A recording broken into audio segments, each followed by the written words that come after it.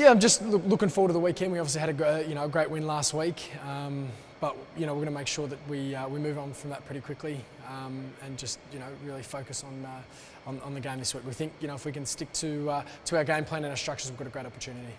How have the boys been this week? Obviously, first win at the G and it was a big win. Have they come back to earth pretty quick?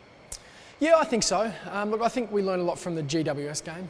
Obviously had a good win there, and then didn't have a great performance the next week against Freo. So, I mean, we're learning as a group. We're a very young group, and I think we got a lot out of that. And we think it's important, after the weekend's game, to come out and make sure we're training well.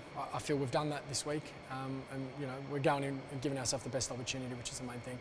Is that one of the biggest challenges you face in the coming weeks? Is putting back-to-back matches together? Yeah, I think so. I mean, it's just that consistency. I talk about it all the time, playing 4 quarters of footy. And I thought we really played well on the weekend. We got away to a lead. We've been known to give up those leads and give a team a 6 or 8 goal quarter. We didn't really do that on the weekend, which is fantastic. So we're going to make sure we get out there, as I said, stick to our structures. We think we've got the right game plan, to beat the Bullies, but we've got to make sure that we follow through on that on the weekend. Back to the Bulldogs, you face off against Macca. What was his role back in Geelong? What was his key thing as an assistant? Macca was great. Macca was at the club before I even got there. Played under him as an assistant coach for 8 or 9 years of my career, and just learned a lot from him. He was a really good communicator with the boys, and I guess more than that, he really cared about you, as a person. And I got no doubt that he's going to be a coach for a long time, and he's going to do good things at the Bullies. But obviously they're a young side, and it's going to take time. And I'm just looking forward to playing against them this weekend. He obviously knows my game well, and I've been told that Lower's going to play on me. So I'll have to change a few things up. I'm sure he's told Lower my strengths and my weaknesses. But happy that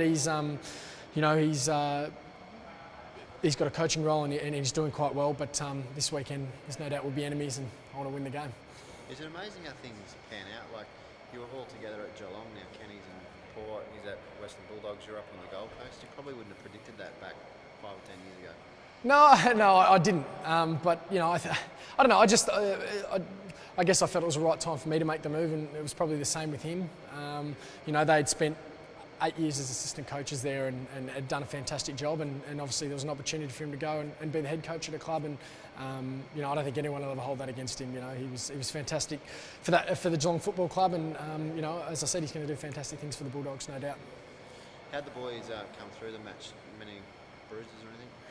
No, I think we're pretty good. Obviously had a few guys knocked out, stretched it off, but they'll have to do their concussion test today, and if they can get through that, they'll play on the weekend. But obviously 6-day breaks always hard to get up from. But the boys have really smashed out the recovery this week, and it was a big focus of ours. And boys look like they're moving well out there, so we're ready to go.